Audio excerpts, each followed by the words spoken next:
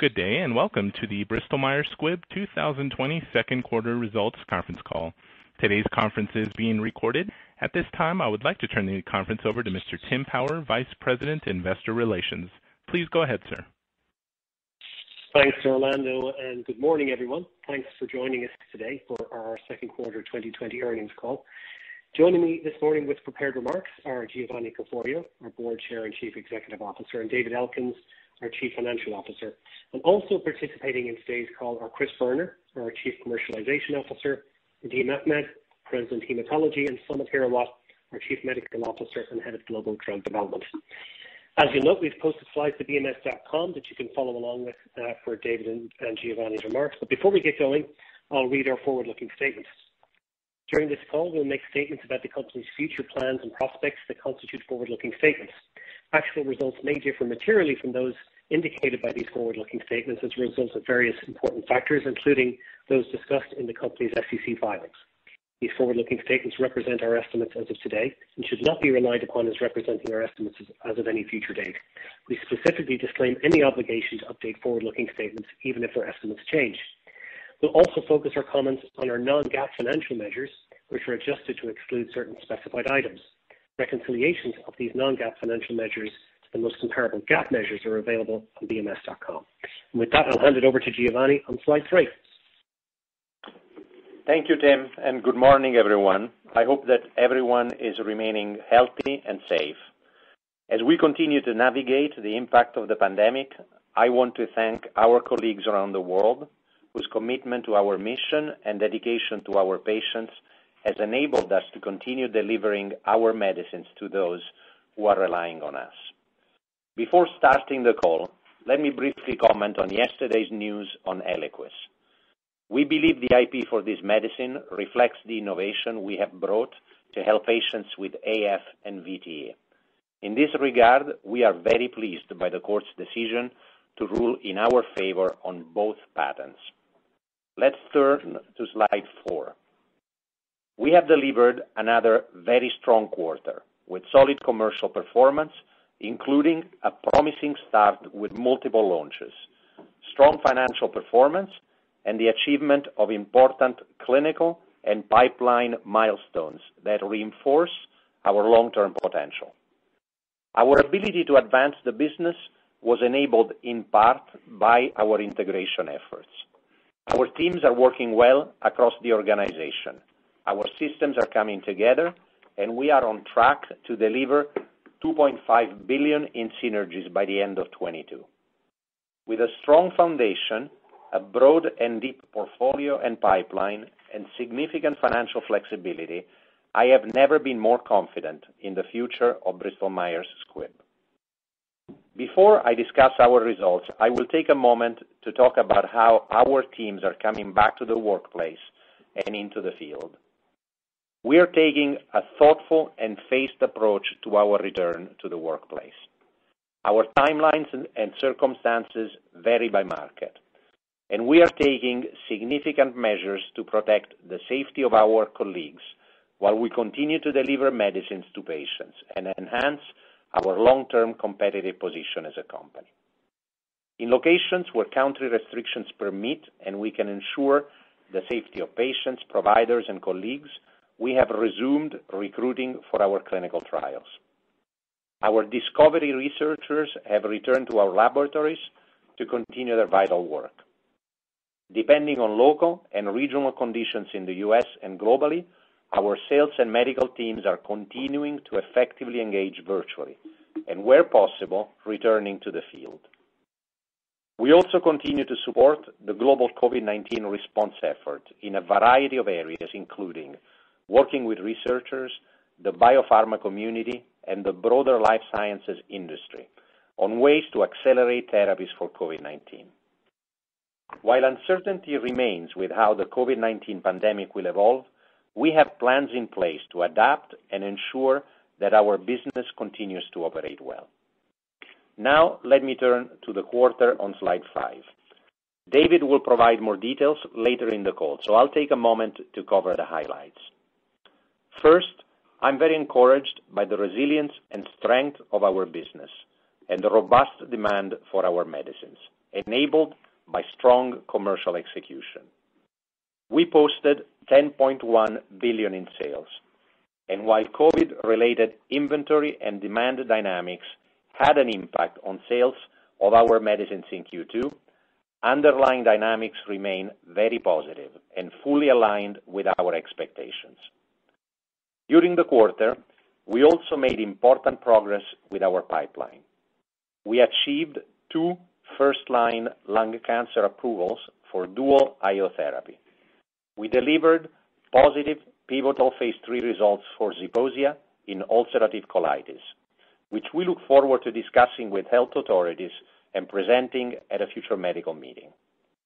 And we also made good progress with the regulatory process for our cell therapy medicines, particularly the submission of ide-cel. Also, during the second quarter, we have launched several of our new medicines and new indications. And while we are clearly in the launch cycle, early in the launch cycle, we are seeing encouraging initial performance. We are off to a very good start with our Opdivo plus Yervoy launches in first-line lung, with encouraging initial feedback from physicians and good indications of early adoption. This supports our expectation that Opdivo will return to annual sales growth in 2021. We have launched Zeposia with a best-in-class S1P label in MS, and we are pleased with the feedback from customers so far, including with respect to the ease of treatment initiation. And we're very encouraged by the adoption we've seen with Reblozyl in MDS. Early demand trends support our view that this will be an important drug for patients and for the company. And we further strengthened our financial position with strong operating results and cash flow. The results we've delivered in the quarter provide a strong foundation for the future. So looking forward and turning to slide 6, as we discussed during our investor series in June, we are executing on an unprecedented number of new launch opportunities. And across almost every one of our new products, we have the potential to build on our initial launch success with additional new indications, benefiting more patients and growing our business. We believe that the new products we're bringing to market provide us with an opportunity to renew our portfolio for the long term. In fact, we estimate that the new launches, together with their lifecycle management opportunities, could deliver approximately $20 billion in peak revenue on a non-risk-adjusted basis. During the quarter, we've begun to realize this potential, having launched several new products and indications. And we also delivered key clinical data to potentially expand the use of Zeposia. Later this year, we expect key data for our TYK2 inhibitor, which we believe is an asset with significant potential as a broad-based autoimmune medicine. In fact, we have recently received phase 2 data for TYK2 in psoriatic arthritis, reinforcing this view. We look forward to presenting the data at an upcoming medical meeting and embarking on a phase 3 program in this indication. And finally, in the very near term, we are looking forward to the U.S. PDUFA dates for CC-486 in September and Lysocell in November. And of course, beyond our new launches, we have a pipeline full of promise. Turning to slide 7, I am encouraged by the progress with the next wave of medicines that are emerging. Our pipeline includes more than 6 assets that have achieved proof of concept or are close to it, spanning multiple disease areas. In IO, we have our LAG-3 inhibitor, relatlimab, with potential phase 3 data later this year or early next year, as well as Bempeg partnered with Nektar. In multiple myeloma, we have 2 cell mods, iberdomide and CC-92-480, and our BCMA T-cell engager. In cardiovascular disease, we see promise in our factor XIa inhibitor. And finally, in immunology and GI, we are looking forward to taking cendakimab into phase 3 trials in eosinophilic esophagitis. all of these agents could have significant commercial potential. When I look at our portfolio, I'm confident that the opportunities we have with our new launches, lifecycle management programs, and earlier pipeline assets have the potential to strengthen our position in key therapeutic areas, such as expanding our franchise in hematology and sustaining a leadership position in multiple myeloma, broadening our presence in immunology with our TYK2 inhibitor, and establishing a GI franchise, starting with Zeposia, and renewing our franchise in cardiovascular. Along with these opportunities, our financial flexibility enables the external sourcing of assets and innovation to complement our internal R&D efforts. Now, moving to slide 8. Our future has never been brighter. In the first half of the year, we've executed very well, realizing a number of important accomplishments while integrating the company. These accomplishments all point to our opportunity to successfully renew our portfolio for the long term. None of this would be possible without the tireless efforts of our extraordinary teams around the globe. I'm very proud of our colleagues and thank them for their focus and dedication.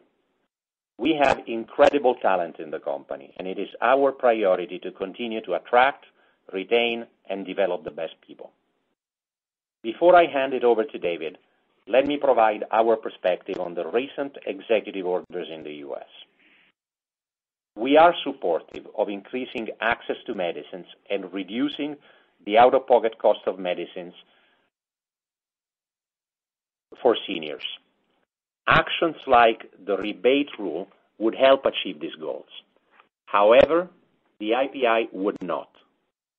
We, the industry, physicians, and patient groups are very concerned about and firmly disagree with the administration's decision to sign the executive order on IPI. We believe that IPI has the potential to impose price controls from countries where government-run healthcare systems and price controls do not appropriately reward innovation, and where too often patients do not even have access to new medicines.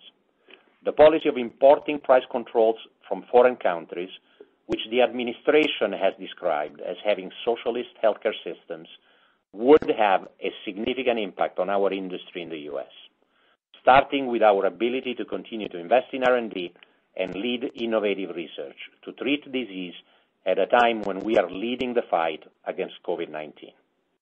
I'll now hand it over to David to walk you through our financials for this quarter. David? Thank you, Giovanni. Hello, everyone, and thank you again for joining our call today. As Giovanni mentioned, I continue to be very impressed by the execution of our teams in the wake of COVID-19. Our exceptional second quarter and first half results depict the resiliency of our portfolio. So now let's dig in a bit more on our recent performance, turning to slide 10. We had a solid top-line performance in the second quarter of $10.1 billion, including significant unwinding of the COVID-related stocking in the first quarter. On a pro forma basis, sales were flat year over year as inventory built in the first quarter reversed in the second. Importantly, if you look at our half-year results, sales were strong at $20.9 billion, growing 6% year over year with growth across the vast majority of our prioritized brands.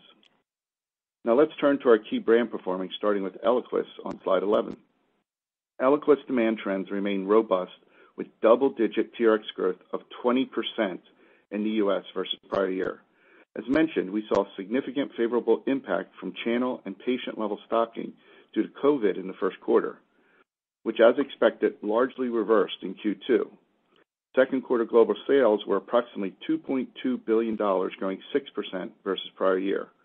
If you look at the sales in the first half of the year and wash out the quarterly noise, sales were very strong, up 21% versus the first half of 2019.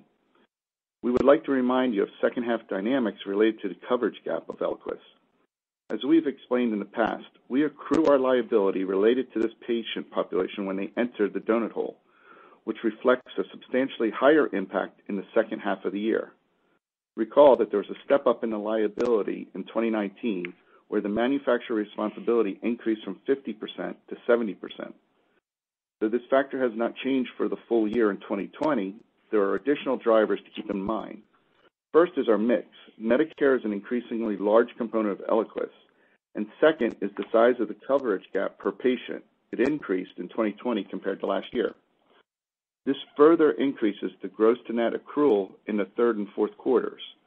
Because of these gross to net phasing dynamics, as we've seen before, we expect Eliquis net sales in the second half of the year to be lower than the first half of the year, despite the strong underlying demand growth. From a COVID perspective, though we saw new to brand levels unfavorably impacted, we are seeing positive recovery signals of patient access to healthcare providers and cardiologists from the lows we experienced in April and May. Looking forward, we continue to expect significant future growth driven by Eliquis' #1 position among the NOAC class due to the coverage of total brand share to new brand share and continued erosion of warfarin. Turning to Opdivo on slide 12. In the U.S., we continue to see strong share across key indications, stabilization of IO eligibility in second-line lung, and strong share within the RCC market. With respect to COVID, we saw some demand pressures due to patient access to hospitals and infusion centers, which we estimate to be in the low to single mid digits. We are starting to see recovery signals with patients' ability to access centers. Internationally, COVID has impacted patient starts across tumors, with melanoma being the most impacted. Despite COVID impact, our IO franchise has remained strong shares across all our key indications. Now, moving to the frontline lung approvals for Opdivo plus Yervoy in May, based on CheckMate 227 and 9LA. We are very encouraged by how the launches are going. While it's still early days, we believe it's going well, if not better than expected, particularly in light of COVID and launching in a virtual environment. We have already achieved market share in the mid-single digits. For 227, we are seeing use of Opdivo plus Yervoy across histologies and PD-L1 expression. What we're hearing from prescribers is they are impressed with the depth and durability of response, as well as the long-term survival data. With respect to 9LA, this gives physicians another option in first-line setting, limiting the use of chemo and addressing the needs of patients with rapidly progressing disease. Based on these promising launches in the U.S., we expect Opdivo to return to annual sales growth in 2021. Moving on to our inline multiple myeloma portfolio on slide 13, Revlimid and Pomalyst continue to perform well, delivering strong year-over-year sales growth, up 6% and 21% respectively. Growth was primarily driven by increased treatment duration due to demand for Revlimid and Pomalyst-based triplet therapies. As previously mentioned, the impact of COVID on the brands was modest due to the oral administration of Revlimid and Pomalyst. There was some stocking impact in the prior quarter, ex-US. However, the REMS program in the US resulted in limited stocking compared to other brands like Eliquis. When looking at our sales year to date, both Revlimid and Pomalyst grew double digits, up 10% and 25% respectively. Now I'd like to take a moment to highlight some of the recent launches on slide 14, starting with Reblozyl. We're extremely pleased with the virtual launch of Reblozyl post the approval in April for RS-positive MDS-associated anemia. Physician experience in beta thal and the Medalist data published in the New England Journal of Medicine in January led to substantial acknowledgement of the clinical value of Reblozyl and pent-up demand leading to the MDS launch, which contributed to the strong sales in the quarter. Physician feedback remains positive with significant awareness of the approval. While still early, we are very pleased with the launch and patient retention of the product, where a majority of eligible patients have already received their second and third cycles of treatment. We have recently received approval in Europe, and we look forward to launching Reblozyl in the various markets across the world over the next 6 to 12 months. Now turning to Zeposia, we are also very pleased with our best-in-class S1P label in multiple sclerosis. And while very early in the launch, we are very encouraged on how things are progressing so far. We have already made great progress on the payer front with strong day one access, including Express Scripts. It is important to remember that MS market does not change over quickly, and it takes time to penetrate due to patients' long duration on their medicine. With that in mind, we are pleased with the initiation we have seen across multiple prescribers and centers. Now let's move to our balance sheet and the strength in our capital allocation on slide 15. We continue to generate significant amount of cash flow from operations with over $4 billion generated in the second quarter. We ended the quarter in a strong liquidity position with approximately $22 billion in cash and marketable securities, reducing our net debt to $24 billion. Our capital allocation priorities remain unchanged, deleveraging and achieving less than 1.5 times debt to EBITDA ratio by the end of 2023. We continued our commitment to our dividend and investing in future innovation through business development. So now let's turn to slide 16 and review guidance. Last quarter, we provided assumptions around how we view the impact of COVID-19 crisis on our business. Our view today has not changed.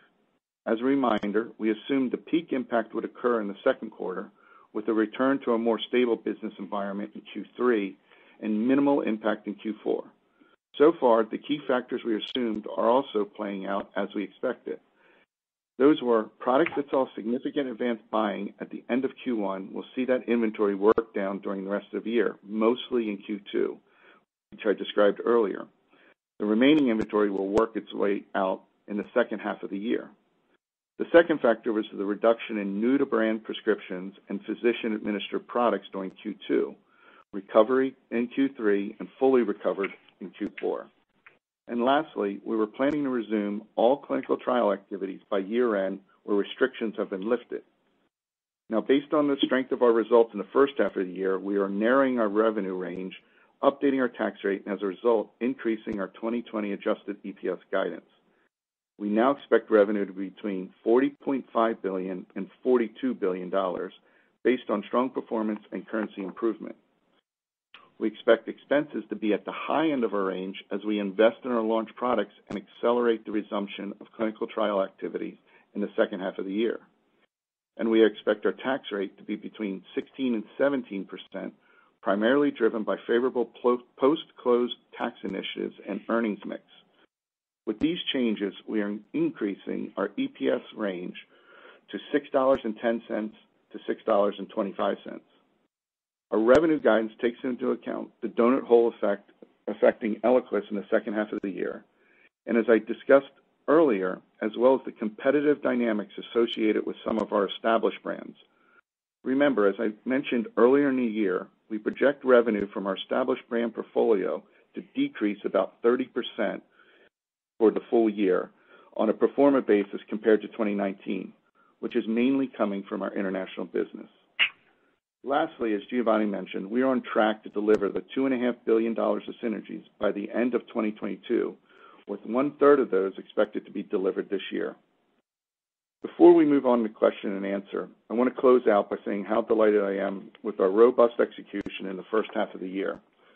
I discussed a great deal about the financial strength of the company at our investor series a little over a month ago. Our performance in this global pandemic illustrates just how resilient our business remains, as well as our ability to be agile in a changing environment. I therefore remain confident in our long-term outlook for the company. I'll now turn the call back over to Tim and Giovanni for the question and answer. Great. Thanks, David. Orlando, could we go to our first question, please? Absolutely. And if you would like to ask a question, please signal by pressing star 1 on your telephone keypad. If using a speakerphone, please make sure your mute function is turned off to allow your signal to reach our equipment. Once again, press star 1 to ask a question. We'll pause for just a moment to assemble the queue. All right, and we'll take our first question from Jeff Meacham with Bank of America. Hey guys, good morning, and thanks for the question. Just had a few quick ones. On Opdivo, based on demand trends you've seen so far in lung, does that change your view of growth looking to 2021? Maybe just be helpful to get a little bit more detail of a commercial view looking to what happened in 2Q from lung. And then just with respect to the pipeline, TYK2 will be obviously a big growth driver in a category that you have some experience with. When you look to that, that brand, maybe just help us with the opportunities that you see for TYK2 for differentiation and what investments commercially that you have to make to really maximize the value there. Thank you. Thank you, Jeff. So two important questions, and as I mentioned in my remarks, we feel good about both, with the opportunity for Opdivo and the remarks we've made about the first-line launch so far, and TYK2, particularly as we've now seen a second phase 2 study in psoriatic arthritis. But let me just ask Chris to give you more color on both Opdivo and TYK2. Sure. So thanks for the question, Jeff. Let me start with first-line lung, because I think that's probably on a number of folks' minds. The lung launches are going very well, and in fact are tracking at or maybe even a bit ahead of our expectations. And let me highlight just a few things. From a share standpoint, it's still very early days, but share is currently in the mid-single digits, and we've seen very good momentum in the uptake here. Importantly, we've seen uptake across all PD-L1 segments as well as across histology. And the uptake has been particularly good, I would say, in the PD-L1 1 to 49 segment. As expected, given the timing of approval and the relative immaturity of the data, the uptake of the 9LA regimen has lagged 227. However, in recent weeks, we've even seen an uptake in the use of dual IO with chemo. And again, this appears to be across subgroups. So good momentum on utilization. Execution has been particularly good, especially given the dynamics of COVID. Most of the engagements remain virtual, but we're seeing very good engagement between the sales force, even in a remote environment with key customers. Physician reaction has largely been aligned with expectations in our previous conversations, with depth and durability of response of these agents, with a manageable safety profile being the primary message. What I would say is it's still early days, but we're very happy with the utilization that we're seeing. We've got good execution. Physician reaction continues to be positive, and we're very pleased that in spite of entering first-line lung as the third company to market, our shares now after 8 weeks are putting us as having the second most widely used regimens in the space. And as it relates to the growth, as Giovanni mentioned, we still see Opdivo as a growth brand going forward. The fundamentals of the business today continue to be relatively strong. We've got relatively stable base of business in the U.S. The second-line lung dynamics continue to play out as we had expected, both in the U.S. and ex-U.S. The early launch in lung is performing well, and we've got good fundamentals ex-U.S. And then if you think about 2021 with the strong 9ER data that we talked about in the last quarter, we feel really good about the growth opportunities that we see for Opdivo starting in 2021. With respect to TYK, very excited, obviously, about the data that we have already presented with phase 2 in psoriasis. The psoriatic arthritis phase 2 data is, we think, if it plays out in the phase 3, going to be compelling. Remember, this is a disease area that's large. Over 2 million people are diagnosed in the U.S., EU5, and Japan with psoriatic arthritis, and there's still significant unmet need here. 2/3 of the patients, for example, who are stable on DMARDs continue to have disease activity, and there's considerable dissatisfaction with existing oral agents when you look at the totality of the profile, both efficacy and safety. So obviously early days, but we're excited about what we're seeing there.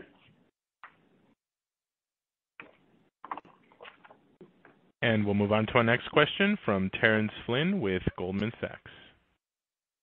Great. Thanks for taking the questions. Maybe just two for me as well. Just was wondering if you can give us an update on the timing of some of your Opdivo adjuvant studies. I know 816 for neoadjuvant lung and 274 for bladder were potentially expected later this year. So just wondering any update on timing and how you're thinking about those opportunities. And then the second I had is I didn't see any mention of 2021 guidance in the release. Just wanted to confirm that there were no changes on that front. Thank you.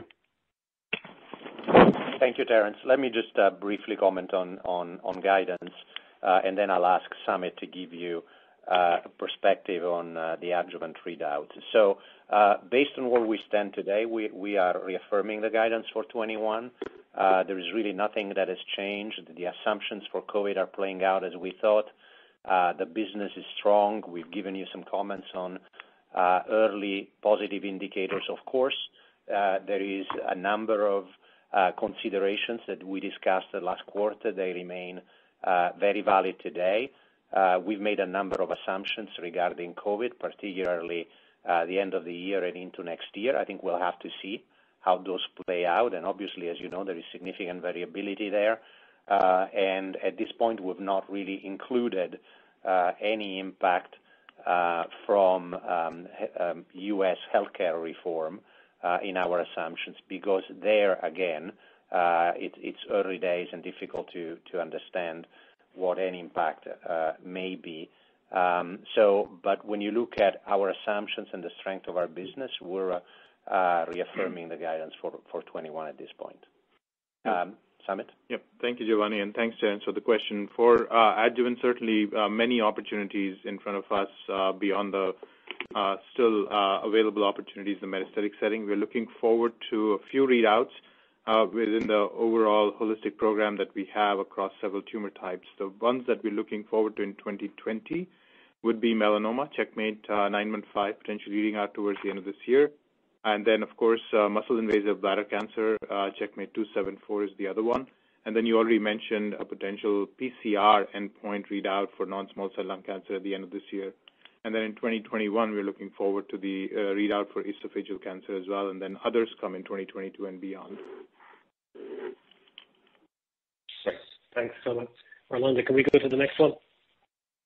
Absolutely. We'll take our next question from Chris Schott with J.P. Morgan. Great. Thanks so much for the questions. I guess first for me was on TYK2. Can you just elaborate a little bit more on the safety profile of the product that you saw in the psoriatic arthritis study? Is there anything, I guess, new to report relative to what you saw with psoriasis, or is it a similar kind of profile that you saw there? And then my second question was coming back to Opdivo and first-line lung. Just any comments of where you think you can get to from a share perspective, given this strong initial launch? And when we think about the ex-U.S. opportunity here, do we just compare and contrast how you're thinking about that versus the U.S., given the lack of a 227 label ex-U.S.? Thanks so much. Thank you, Chris.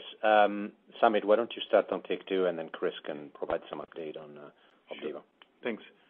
Chris, thank you for the question for TYK2. As already alluded to a little bit by Giovanni and then Chris earlier, really excited for TYK2 overall. And we've seen the profile, as you saw, in psoriasis in the phase 2 study. And we see similar results in terms of trending, in terms of safety, and really looking forward to presenting this data in the next medical conferences. Overall, as we've said, we are excited about the data to be able to now plan the phase 3 program in psoriatic arthritis, and looking forward to the readout towards the end of the year for the psoriasis program for the first study, and then the second study in the first quarter of next year.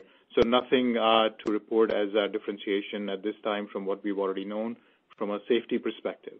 So Chris, do you want to take over the Opdivo question?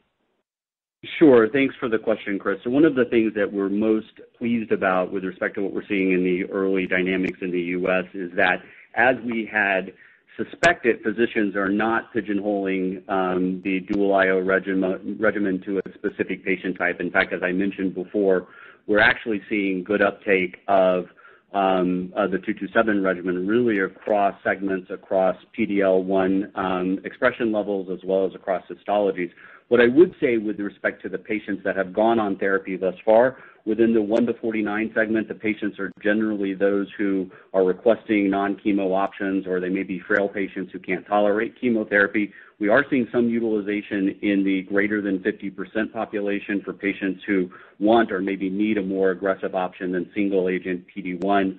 And then with the 9LA regimen, we're seeing patients who are young, maybe they're fit patients with severe disease, but they're motivated to have a more aggressive option. So those are the types of patients that we're seeing right now. Importantly, as I think about the opportunity to continue to grow here, again, I think we're going to continue to emphasize the opportunity for dual IO therapy across all patient subtypes. We have not seen as much utilization yet in the PD-L1 negative, unknown, or untested segment. That's an area where IO is generally under-penetrated, so that's obviously an opportunity with the 9LA regimen.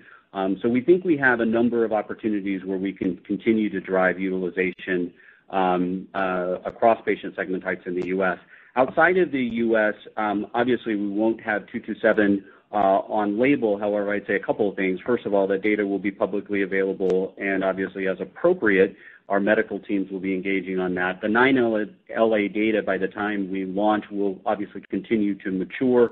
That data does provide us an entree into the PD-L1 negatives.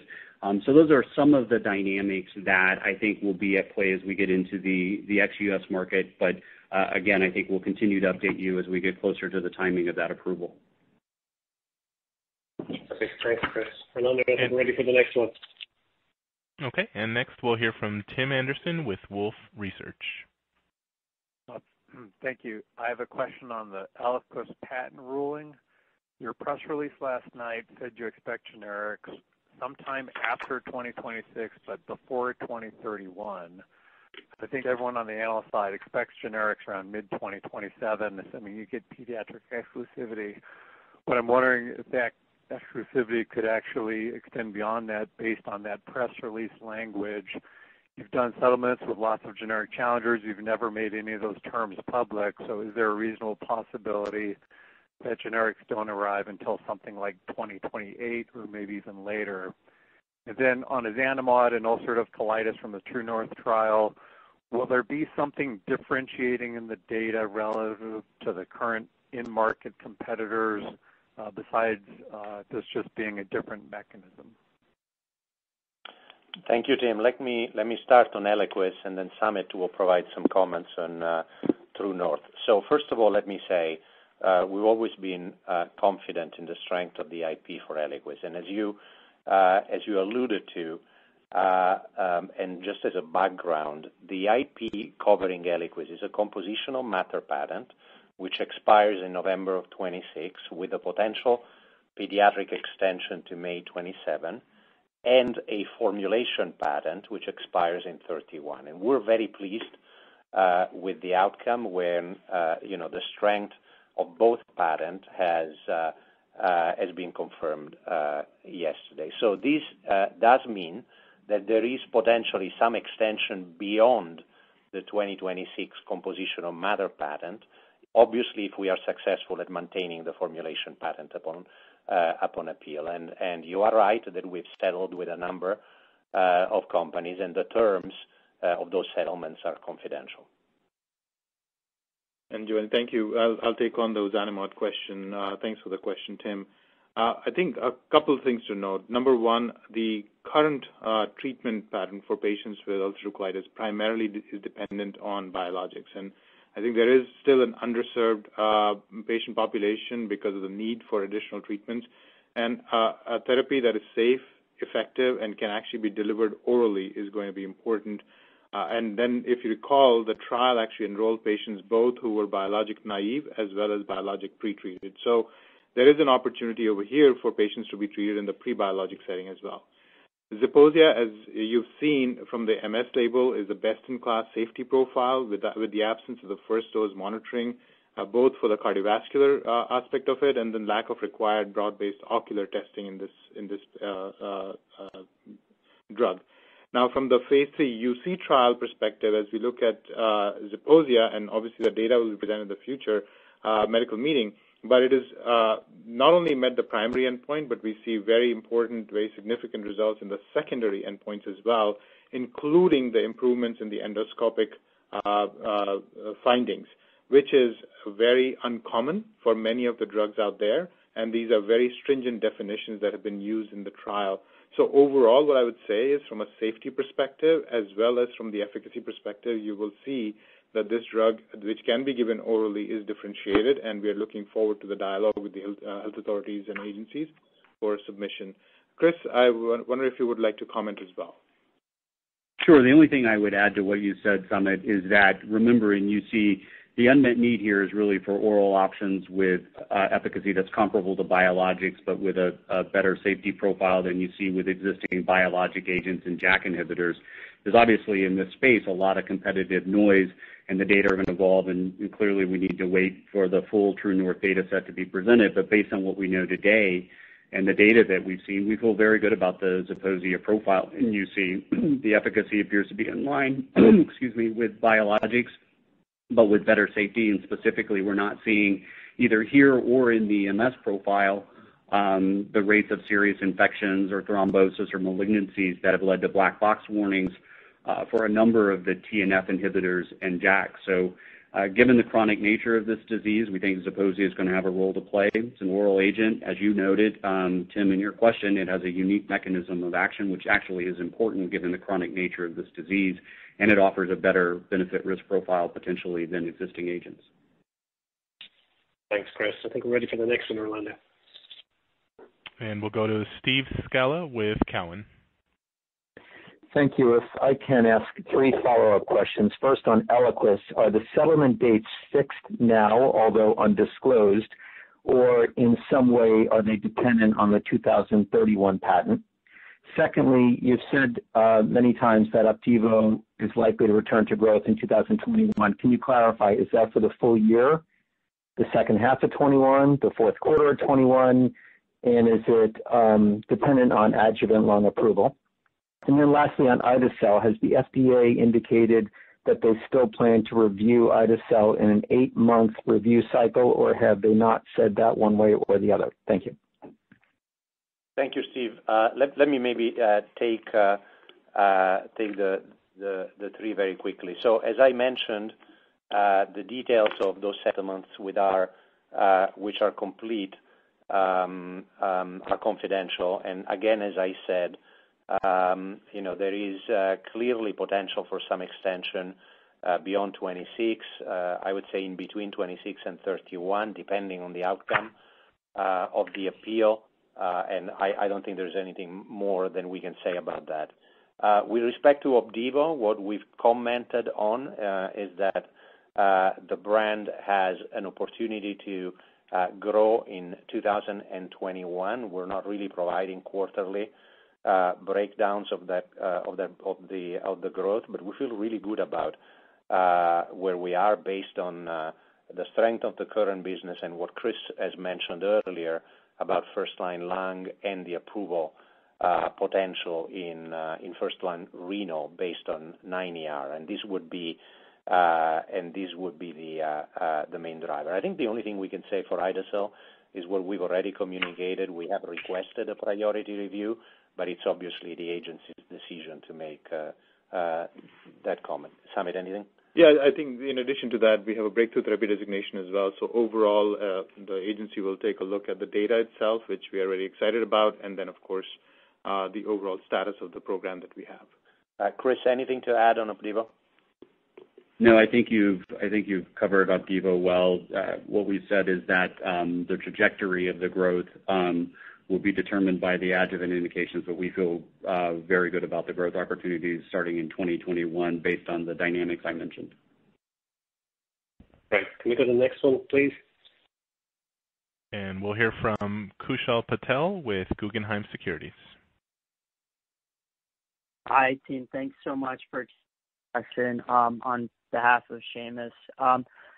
So, in terms of the reaffirmation of the 2021 EPS guidance, I was just wondering in relation to that, how the integration efforts and just expense management in the P&L was progressing, and how that might play through in 2021, especially with R&D increasing as trials ramp up, presumably.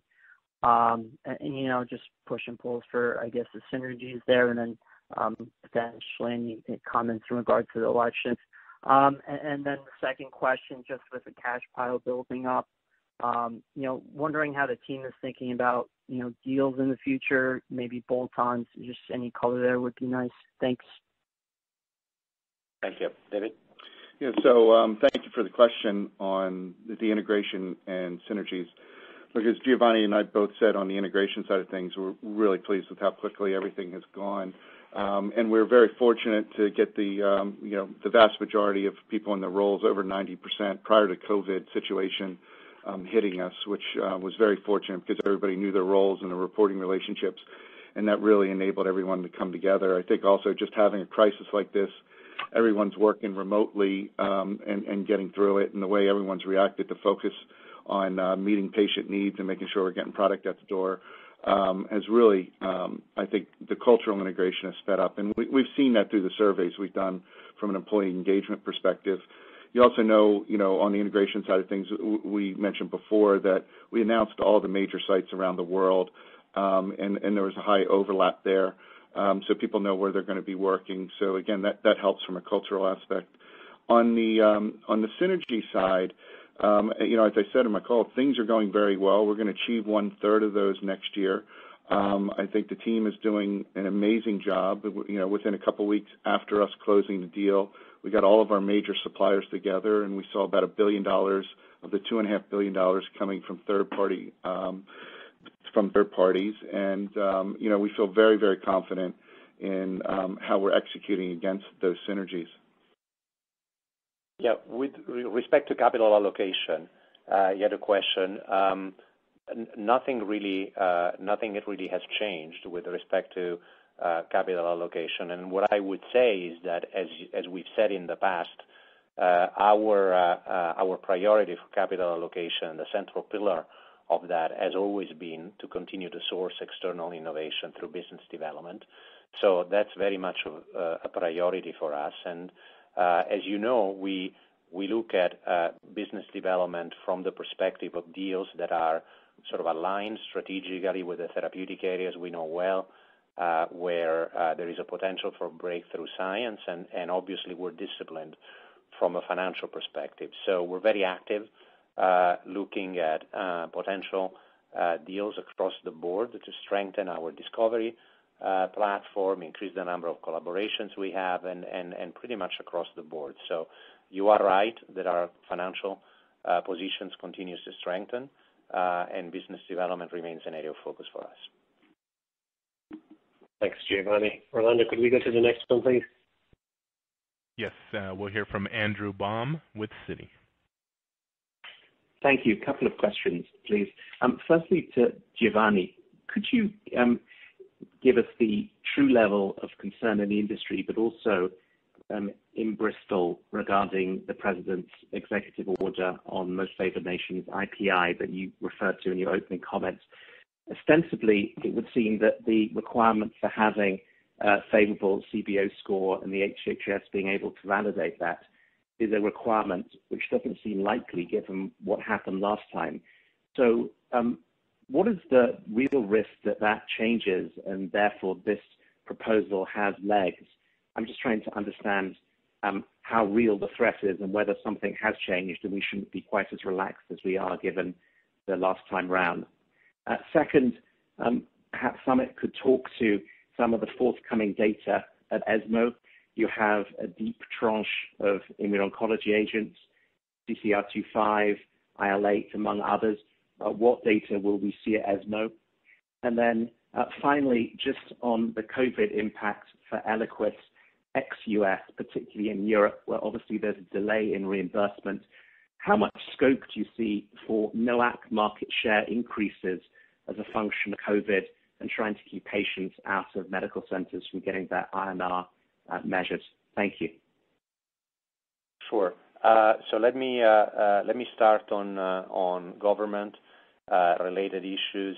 Samit will cover ESMO, and then Chris maybe can give you some insights into your question on demand. So first of all, let me say, Andrew, I think it's really early to provide any more granular assessment. As you know, we have not seen the IPI executive order yet, and so with respect to that, there is some level of uncertainty with respect to really what is in the order and what a path to implementation may be. I want to say again what I said in my opening remarks.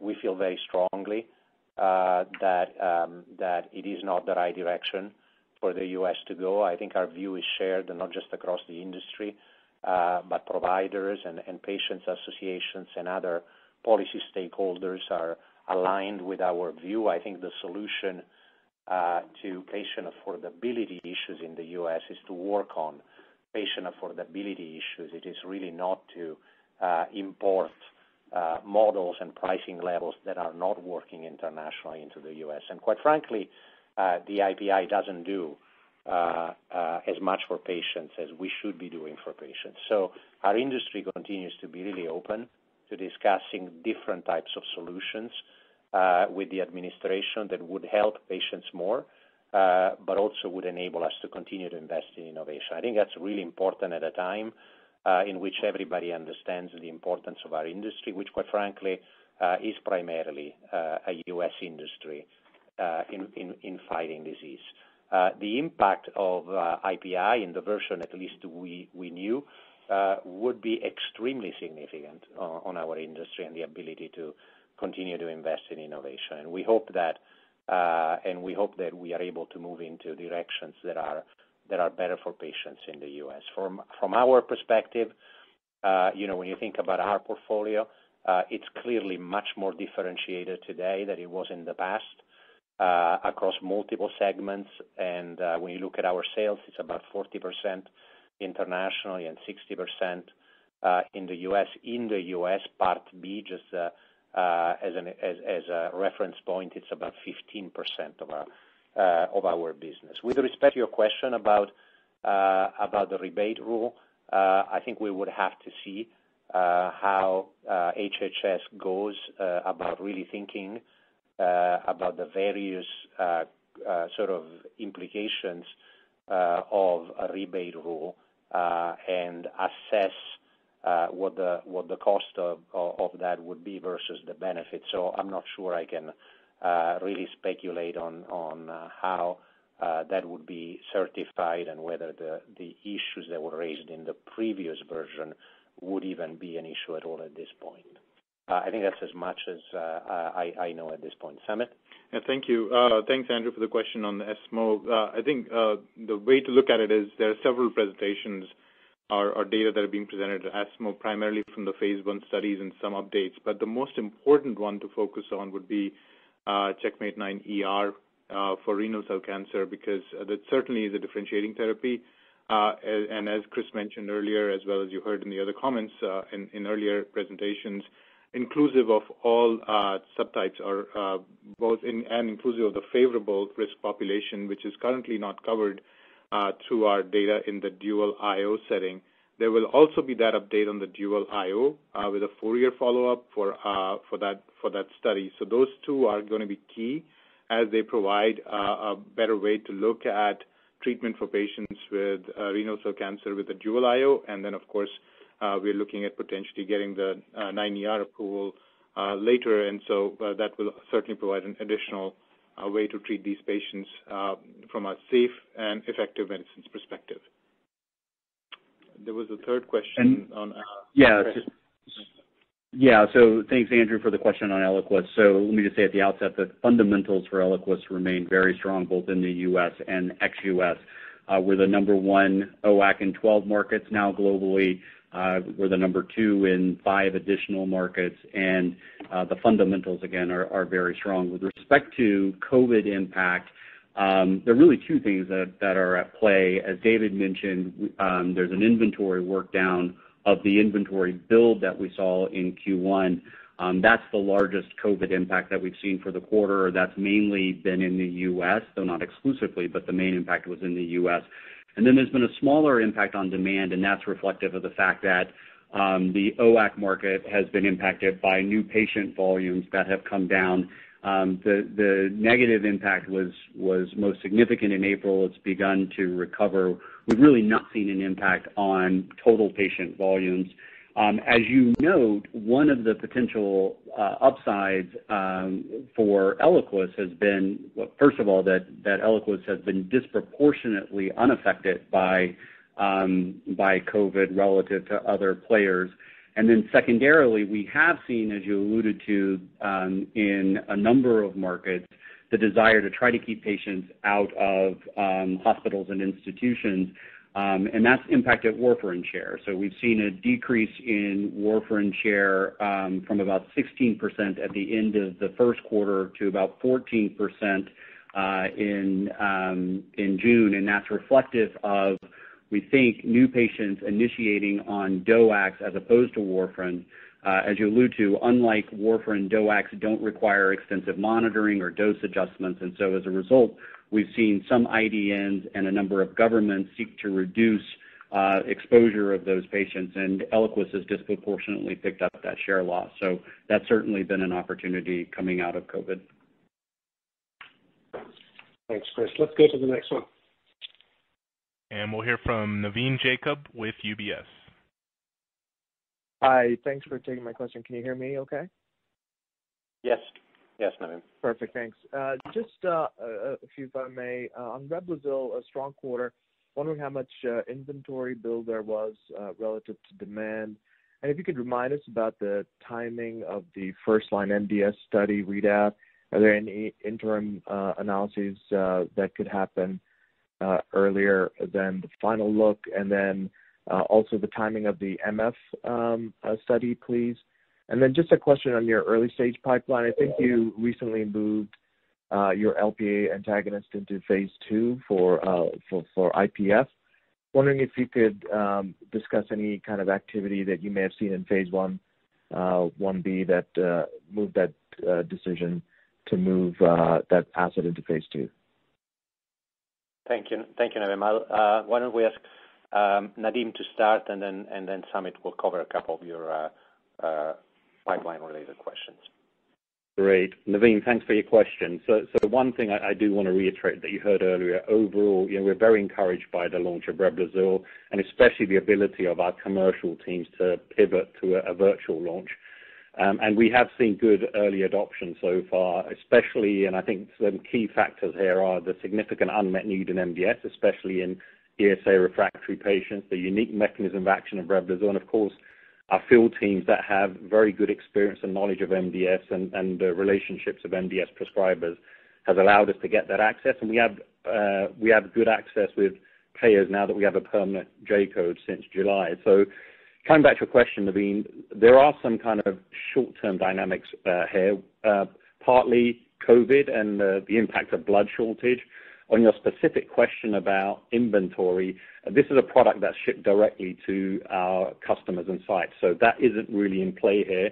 The one area that could be a little bit in play here is, of course, with a new treatment addressing a significant unmet need, you do get a pent-up demand with new oncology agents, so there likely is somewhat of a bolus effect going on. But as I said, we're very pleased with the progress so far, and the team's focused on both new patient initiation as well as patient persistence, and what we're seeing is encouraging. We're seeing new patients continue to initiate.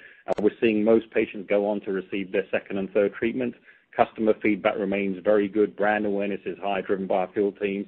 So we are encouraged, but as I said earlier, there is a little bit of a bolus effect too. So we'll see how that dynamic continues to play out through the rest of the year. But very pleased with the progress so far. Samit. Yeah, thank you. From the COMMAND study perspective, it's a phase 3 study, as you know, in the first-line setting, which includes both RS-negative and RS-positive patients, and that study is currently enrolling. We're looking at readout coming in 2022, late 2022 timeframe. The myelofibrosis study is just starting off, so that will take a little while to get going, and we'll obviously provide the timelines again 2022 and beyond. For the interstitial pulmonary fibrosis side, as you are aware, we had presented the data and published the data in IPF as well, where we'd seen interesting results where the side effects were there for the blood pressure effects as well. So we are now investigating in the phase 2 study, looking at seeing what we can do in terms of management of the side effect, and the molecule is going to be investigated there, which will then decide how we proceed further with that molecule into the later stage trials, but we have to wait to see the data when it reads out. Great. I think we've got time maybe for one very last quick question, Orlando.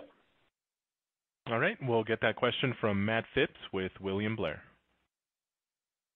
Thanks for taking my questions. Just ahead of the ESMO presentation of the 9ER data, can you remind us on your positioning of that regimen in RCC? Do you think it can meaningfully grow Opdivo total sales in RCC, or is it really more going to just shore up Opdivo across the different regimens? And then just a quick second one, with some of the COVID-related impacts on infusion center access, have you all thought about accelerating the timelines for subcutaneous Opdivo? Looks like you recently started another trial that combines subcu Opdivo and Yervoy. Thanks. Thank you, Matt. Sure. Chris, yep. Sorry, Giovanni. Maybe I'll start with renal cell. So just the baseline of where the business is today, Matt, is that market share is roughly unchanged from the last quarter. Our overall share of Opdivo Yervoy in first-line renal is between 30 and 35%. On the upper end of that for our labeled indication. And then, importantly, we are under-penetrated, as you would expect, in the favorable patient population, which is currently off-label. And the way we're thinking about 9ER is, first of all, we're very happy with the data that we've seen both on OS and PFS. We're also very encouraged by the safety profile. And so as we think about positioning this agent, while it's still early days and we need to see the full data set being presented, we think these data provide a very compelling opportunity with respect to existing IO-TKI options. So there's a clear opportunity, we think, to drive share from existing IO-TKI regimens in this space. Second, TKI monotherapy is still a fairly sizable percentage of first-line use. It's about 30% in first-line today, mostly in the favorable population. We think that's an opportunity for us as well, because remember, 9ER was conducted across risk status as well as included the favorable patient population. So we think there's a real opportunity for us to continue to drive share in that population as well. And so, I think that the last thing I would say about the opportunity we have here is, if you remember our position in renal cell, we have both monotherapy in the second-line setting, we have Opdivo and Yervoy in first-line, and this gives us another option with IO plus TKI. In fact, we'll be the only company with that many different modalities at play. And so we think we're going to have a very strong position with 9ER in first-line. It's going to be an important opportunity for us to continue to grow the brand starting in 2021 when it's approved. Yeah, thank you, Chris. And when it comes to sub-Q development, so we are continuously working on that and making good progress on that, and looking forward to the readouts of the phase 1 study, where we're looking at the PK parameters, where we'll be able to then compare it to the IV parameters, and then plan on the next stage of development in concert with our communications with the health agencies. Thank you. Thank you, and thanks, everyone. Thanks for participating in the call. In closing, let me just say again, we had a very successful quarter. I'm very proud of how our teams have executed despite the challenges of the pandemic. We advanced our pipeline. We delivered strong commercial execution. We've continued to supply our medicines to patients, and we are very well positioned for the future. Our pipeline has increased potential to transform patients' lives through our science.